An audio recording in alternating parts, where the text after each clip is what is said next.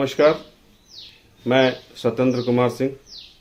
इन दिनों लगातार हम लोग यह चर्चा कर रहे हैं कि जेबीसीसीआई, कोल इंडिया और ट्रेड यूनियन का आपस में क्या समन्वय होना चाहिए, इन सब से क्या लोगों को फ़ायदा होगा और किन किन लोगों को फ़ायदा होना है, इसकी भी जानकारी हम दिनों दिन ले रहे हैं। हर प्रतिदिन किसी न किसी ट्रेड यूनियन के बड़े नेताओं से बात करते हैं और उनकी मंशा यह जानने का प्रयास करते हैं कि आखिर ट्रेड यूनियन इन दिनों किस दिशा में जा रहा है। ट्रेड यूनियन, ट्रेड का मतलब होता है व्यापार करना, यूनियन का मतलब होता है एकता। यह हम सभी जानते हैं। पूर्व के जितने भी ट्रेड यूनियन के पदाधिकारी हुआ करते थे, यूनिटी के बल पे ट्रेड करते थे, व्यापार करते थे, लेकिन किसका? मजदूरों के हित में वो हमेशा ट्रेड करते थे, हमेशा व्यापार करते थे कि मजदूरों को कौन कौन सी सुविधा देनी चाहिए, मजदूरों को क्या क्या लाभ मिलना चाहिए। लेकिन इन दिनों ट्रेड यूनियन का मतलब ही हो गया है अलग।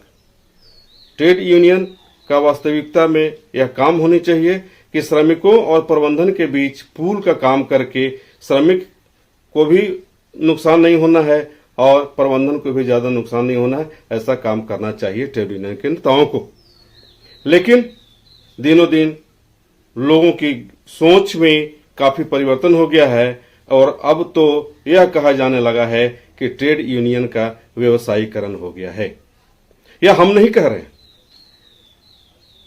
यह हम नहीं कह रहे कि ट्रेड यूनियन का व्यवसायीकरण हो गया है। मतलब कि ट्रेड यूनियन में ज्यादा से ज्यादातर लोग, ट्रेड यूनियन के नेता जो भी हैं, व्यवसाय कर रहे हैं कोयला क्षेत्र में, चाहे वह कोयले का ट्रांसपोर्टेशन का काम हो, कोयले का उठाव का काम हो, चाहे वह सिविल का काम हो या और भी कोई काम हो जो लाभ देता हो। यह व्यवसायीकरण हम लोगों का नहीं कहना है, हम लोग कतई नहीं कह सकते। लेकिन यह बात वही लोग कह रहे हैं जो ट्रेड यूनियन में काम कर चुके हैं या ट्रेड यूनियन के बड़े नेताओं में शुमार में हैं। वो आज ट्रेड यूनियन के बड़े नेताओं की सूची में उनका नाम है। वैसे लोग यह कहने लग गए हैं कि ट्रेड यूनियन अब ट्रेड यूनियन नहीं रहा, बल्कि इसका व्यवसायीकरण हो गया है, जिसका नुकसान श्रमिकों को उठाना पड़ रहा है। अगर ईमानदारी से ट्रेड यूनियन के नेता काम करेंगे तो निश्चित तौर पर श्रमिकों को लाभ होगा, लेकिन अब श्रमिकों को लाभ नहीं हो रहा है। अब तो स्थिति यह है कि श्रमिकों को लाभ दिलाने के लिए वेज बोर्ड का समझौता होता है। वेज बोर्ड में समझौता करने के लिए जेबीसीसीआई का गठन होता है और जेबीसीसीआई का जब गठन होता है तो उसमें कोल इंडिया में जितने भी ट्रेड यूनियनिस्ट हैं या जो भी केंद्रीय ट्रेड यूनियन है जिनकी मान्यता कोल इंडिया के द्वारा दी गई है, उनके प्रतिनिधि उसमें शामिल होते हैं और शामिल होकर कोल इंडिया के पदाधिकारियों एवं भारत सरकार के पदाधिकारी के समक्ष समझौता करते हैं और मजदूर हित में ज्यादा से ज्यादा लाभ दिलाने का काम करते हैं। लेकिन अब तक 10 समझौते हो चुके हैं और 10 समझौते में करीब 44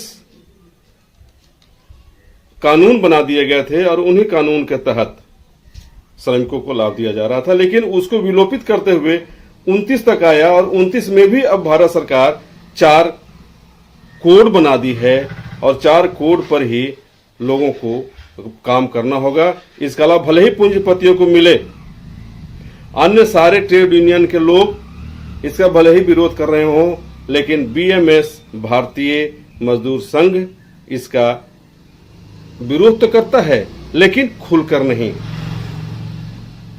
बीएमएस वेज से संबंधित कोड में जो अंकित है, वेज से संबंधित जो बातें कही गई है, उसको वह पूरी तरह से मानता है और उसकी वकालत करता है और इसके लिए प्रधानमंत्री नरेंद्र मोदी और श्रम मंत्री को बधाई तक लोग दे चुके हैं।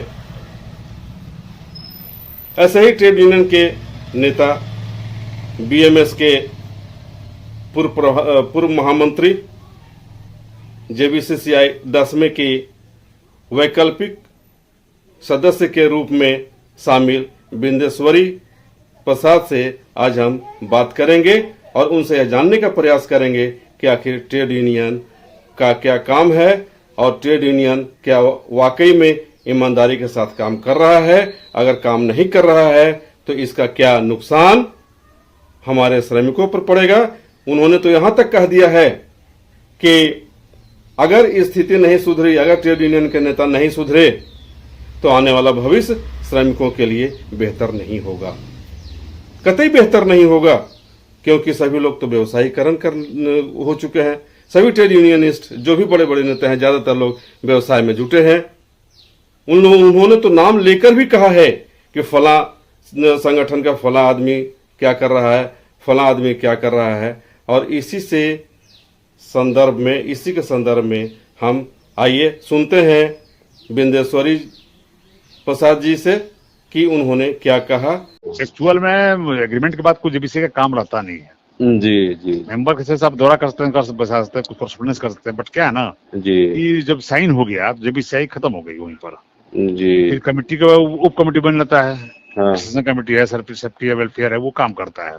जी, मेन आधार जो जेबीसीआई का है वो जेबीसीआई के आधार पर ही सारा पैटर्न होता है। अच्छा अब दिक्कत क्या होती है, जेबीसीआई का जो पैटर्न खत्म होता है, साइन होता है, जी, केवल वेज पार्ट पर लोग ध्यान देते हैं। जी फिक्सेशन हो गया, लोग सब काम खत्म हो गया। जी, और जो पार्ट हो सब अनेक पार्ट होता है। जी, जेबीसीआई का सबसे बड़ा एक हम देखा अध्ययन कर रहे हैं, 1 से लेकर 10 तक हम देखा कि हर एक एग्रीमेंट में कुछ ना कुछ एग्रीमेंट हुआ और छूट गया, वो जी। फिर कवर नहीं हुआ। मतलब तो हमारे मेंबर, एग्रीमेंट जो हुआ उसको लागू नहीं किया गया, यही ना। हाँ, बहुत सारे उसमें लागू नहीं छूट जाता, पार्ट बहुत छूट जाता है। हाँ, जैसे अभी तक जो है हमारे जानकारी में अभी तक 44 संभवतः ऐसा डिसीजन लिए गए थे, लेकिन सब कोई शिथिल हो गया, कोई अभी 20-22 है, आया है, 20-22 तो आया है, 29 29 आया है जी, 29 आया है। सोचिए, 29 आया है, तभी बहुत सा बाकी रह गया उसमें। 29 में भी अनेक में खामियां रही है, जी अनेक रहा उसमें हुआ। अब एग्रीमेंट हुआ कुछ, यहाँ होता कुछ, बीच में कंपनी अपने ढंग से कर लेती है। एक बार ऐसे ही बीसीएल का डीपी एक चिट्ठी निकाल दिया कि जो लोग मेडिकल में जाएंगे इलाज कराने के लिए बिलौर या कहाँ, उनको क्या कहते हैं टीएडीए नहीं देंगे। अच्छा, तो हमको मालूम हुआ तो हम उनको फोन किए कि आप डीपी हो कंपनी का ना, और जेबीसीआई डिसीजन कैसे अपना में कर लीजिएगा, जी कर दीजिएगा। तो बोला समझे नहीं सर, हमने इसलिए जेबीसीआई जो तय कर दिया है उसको इम्प्लीमेंट करना आपको है, जी उसमें कोई एक बार जुड़ने का कोई राइट आपको नहीं है। जी, और जब ये मेडिकल रूल में तय है कि जो मरीज को हम भेजा करेंगे जी इलाज के लिए जहाँ भी, उसका जो टीए है आज पर मेडिकल रूल हम करेंगे, भुगतान करेंगे, जी। फिर आप कैसे निकाल रहे हैं। तो नहीं साहब प्रसाद जी, बहुत लोग वहाँ घूमने जाते हैं कि क्या कर रहे हैं, तो डॉक्टर से बोलिए ना, हाँ, आप इलाज कीजिए ढंग से। उसके लिए तो डॉक्टर जिम्मेवार है। हाँ, तो डॉक्टर जब भेजा कर रहा है कि बेटर आपका तो है क्या आपके यहाँ व्यवस्था में, जी आप संतोष पर गए कभी, जी, देखिए क्या व्यवस्था है। एक तो ऑपरेशन ढंग से नहीं हो पाता है, कोई एक्सपीरियंस वाला डॉक्टर नहीं है, सब टी वाला आए हैं, और जो एक्सपीरियंस वाला डॉक्टर वो भेज दिए फील्ड में। जी सोच रहे तब ना, इसलिए डीपी साहब थोड़ा सा विभाग क्या है ना, क्या नाम बताया आप सतेंद्र जी, जी कि आज हमारे अंदर भी कमी आ गई है जी, कि जो लीडरशिप हमारे हो जाते हैं ना, जी कहीं ना कहीं इनका अपना व्यवसाय हो जाता है, जी, और उनका मेन उद्देश्य होता है कि अपने लीडरशिप के माध्यम से व्यवसाय को ठीक रखना। जी, दुर्भाग्य स्कूल इंडस्ट्री का हम यही मानते हैं कि अधिकांश लोग इसमें जी, मैंने कहा कि एकदम व्यवसायीकरण कर दिए लोग, जैसे भी हो। मतलब अपने हो चाहे अपने रिश्तेदारों के नाम पे हो। हाँ, आप हम लोग भी रिटायर करते हैं, काम करते हैं, नौकरी किए, पैसा अच्छा मिला है, सब लोग ढंग से परिवार नहीं बना पाए, और जिसको कुछ नहीं काम करने का तरीका है, वो आपको देखिए उनका एकदम कितना बड़ा कहाँ से कहाँ पहुंच जाते, कहाँ से आता है। जी जी, सब विषय है, क्या किया जाएगा। लेकिन चलिए, ट्रेड यूनियन का तो गिरावट का समय आ गया, अभी जी संभालने का समय, अगर संभाल गए तो लोग ठीक है, नहीं समझे तो आगे भगवान ने लिखे। नहीं, अब तो हमको नहीं लगता कि संभाल पाएंगे। नहीं संभालने का हमको रीजन ये लग रहा है कि एक तो क्या है कि व्यवसायीकरण हो गया ट्रेड यूनियन का, तो ऐसे में अब ट्रेड यूनियन का जो सही काम है वो तो हो नहीं पाएगा। जिस समय दंतोपंत, ठेंगरी, बिंदेश्वरी, दुबे, कल्याण सिंह वगैरह जब रहते थे उस समय कल्याण राय, तो उस समय का जो काम था, काम करने का तरीका था ट्रेड यूनियन के लोगों का, चूंकि लोग व्यवसायीकरण अपने आप किया नहीं था, नहीं,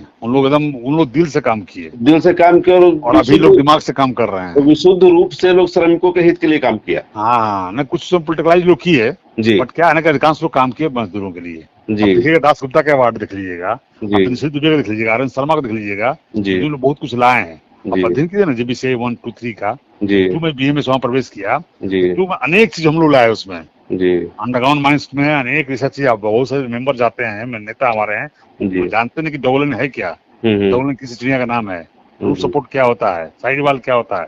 अंडरग्राउंड माइंस बंद हो रहे हैं सब, जी जी अब ये सब जानते नहीं है। जी ब्लास्टिंग का क्या सिस्टम है, कुछ नहीं, बस पढ़े हैं, वो देखे हैं, ब्लास्टिंग जानते नहीं है। बोला हम्म, मैं जाना नहीं उद्योग में, ये सब तो है, मेरिट है।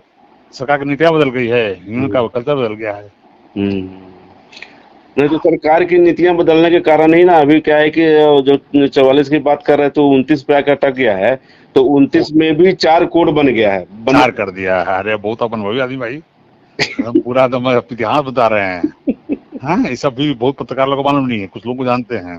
जी और 4 में भी जी BMS केवल सपोर्ट किया वेज कोड को।